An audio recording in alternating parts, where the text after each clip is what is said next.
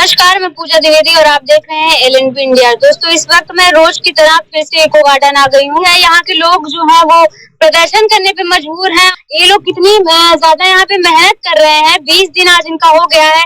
68,500 शिक्षक भर्ती के अभ्यर्थी यहाँ पे लगातार डटे हुए हैं, धरना प्रदर्शन कर रहे हैं, काफी ज्यादा स्ट्रगल कर रहे हैं, क्योंकि यहाँ बैठना कोई मामूली बात नहीं है। इस पीपल के पेड़ के नीचे बैठना कोई इजी काम नहीं है, क्योंकि यहाँ पे इतनी ज्यादा आप देख सकते हैं आसपास धूप है। और इको गार्डन की एक चीज और हम आपको बताना चाहते हैं कि इतना बड़ा गार्डन है, एक भी आपको पानी पीने की व्यवस्था यहाँ पे नहीं है। जो नल यहाँ पे लगे हुए भी हैं तो उसमें से इतना गर्म पानी आता है। इस चीज की समस्या यहाँ पे ये भी बहुत बड़ी है। तो इस तरह से कैसे ये लोग जो है अपना यहाँ पे मैनेज कर रहे हैं।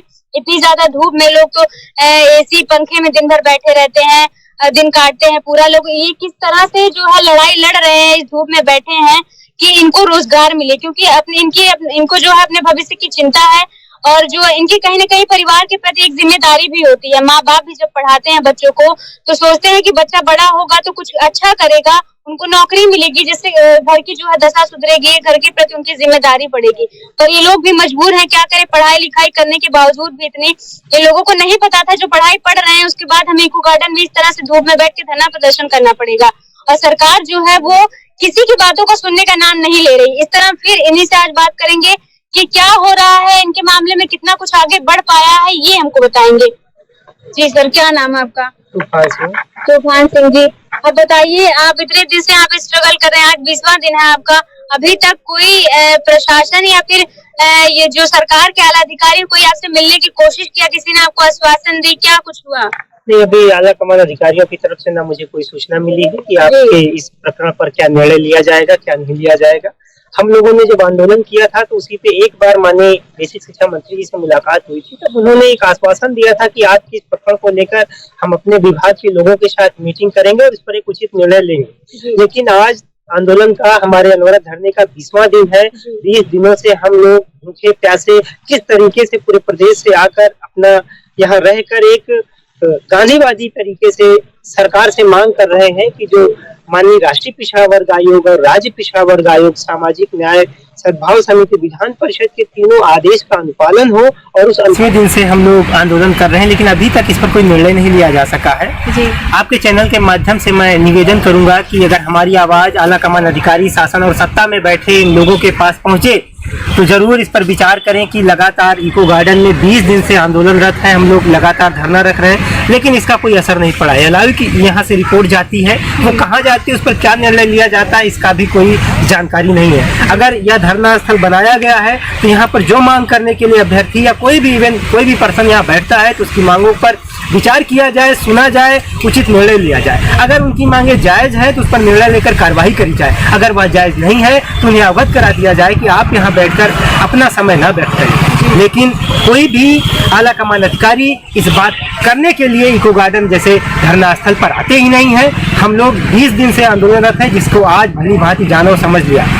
अगर हम लोगों की मांगे नहीं मानी गई तो लखनऊ की धरती पर बहुत बड़े आंदोलन का आगाज होगा।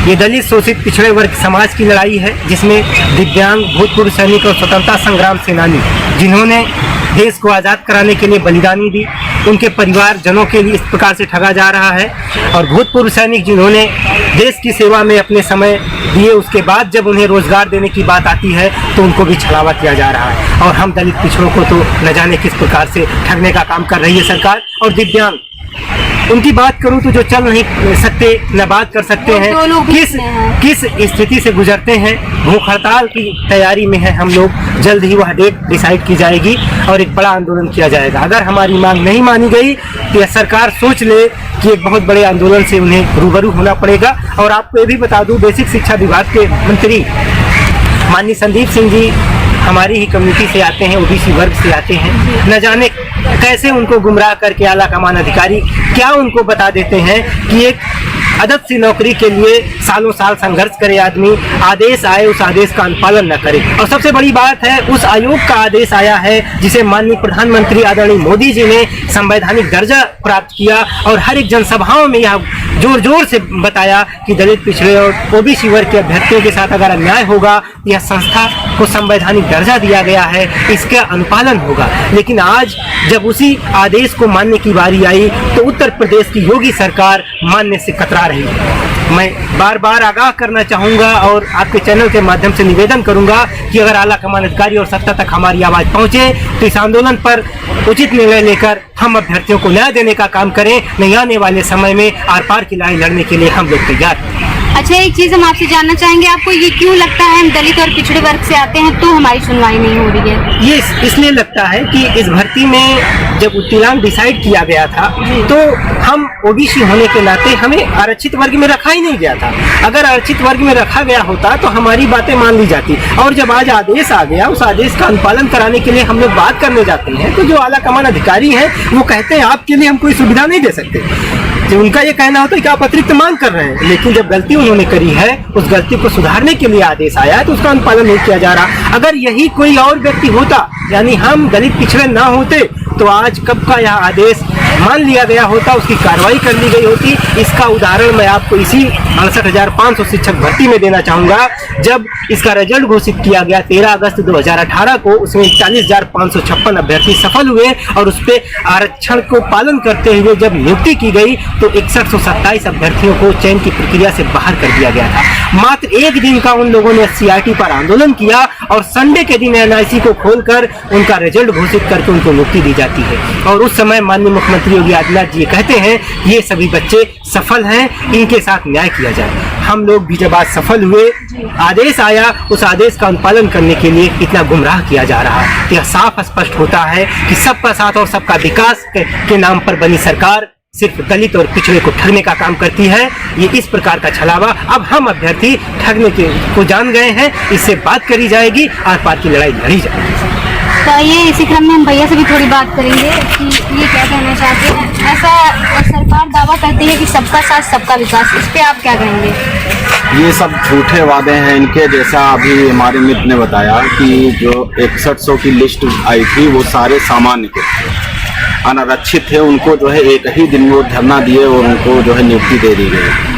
लेकिन हम लोगों का जब आदेश आया तो उसका पालन करने में इनको कठिनाई हो रही है। अभी 3 दिन पहले जो है विजय किरण आनंद जी जो हमारे DG हैं उनसे मुलाकात हुई तो उन्होंने कहा काम चल रहा है। अच्छा। लेकिन काम चल रहा, वो कब तक चलेगा इसके पहले बोले थे, नहीं बताता है। इसके पहले भी कहे थे कि काम आपका चल रहा है, आपके काम में हम लोग लगे हुए हैं, मंत्री जी ने बोला। लेकिन उसके बाद पता चला वो लोग कोर्ट की तैयारी कर रहे हैं। अब इसके बाद 3 दिन पहले ही मंत्री जी ने तो भगा दिया था।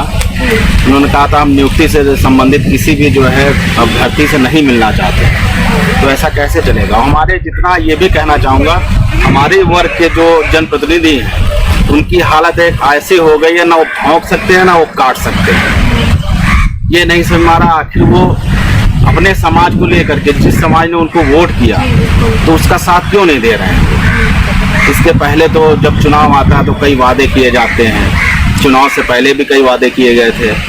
69,000 भर्ती में 6800 सीटें आरक्षित वर्ग की निकाली गई थी। अब जब हमारा आदेश आ गया है चुनाव के बाद, चुनाव पहले तो हमसे भी वादा बहुत किया था, लेकिन अभी तक वो वादा खोखला ही रह गया। वो वादा ही रह गया, मतलब वो सिर्फ एक दिखावा था। जी, वो हम लोगों को छलने का काम किया गया। इसमें हाल वही है जैसे 2 बच्चे अगर एक रबड़ बैंड से खेलते हैं तो उसको जब खींचा जाता है तो वो जब टूट जाती है तो उसमें तकलीफ उसी को होती है जो आखिरी दम तक उसको पकड़ेगा। तो उसमें हालत हमारी वही है जो हम आखिरी दम तक उनके साथ हैं, लेकिन वो लोग हमसे अपना पीछा छुड़ा लेते हैं और अपना जो है ऐसे कमरों में बैठ के आराम करते हैं। और यहाँ आकर के हमको गौतम बुद्ध थोड़े ना है जो यहाँ आकर पीपल के नीचे ज्ञान प्राप्त कर रहे हैं। हमको जो ज्ञान मिलना तो मिल चुका है। बस इतना ही कहना चाह रहा हूँ। धन्यवाद। तो आपने देखा किस तरह से लोग यहाँ पे संघर्ष कर रहे हैं इसलिए कि उनको रोजगार मिले, पर अगर सरकार इस बात को संज्ञान में लो तो ये हो सकता है। और हम भी अपने चैनल के माध्यम से कहना चाहेंगे कि इन लोगों की सुनवाई हो और जो जिन लोगों की जिस चीज़ों की ये मांग कर रहे हैं, यहाँ पे तमाम लोग प्रदर्शन कर रहे हैं, उन चीज़ों को सुना जाए और उन चीज़ों को पूरा किया जाए तो बहुत अच्छा होगा। इस तरह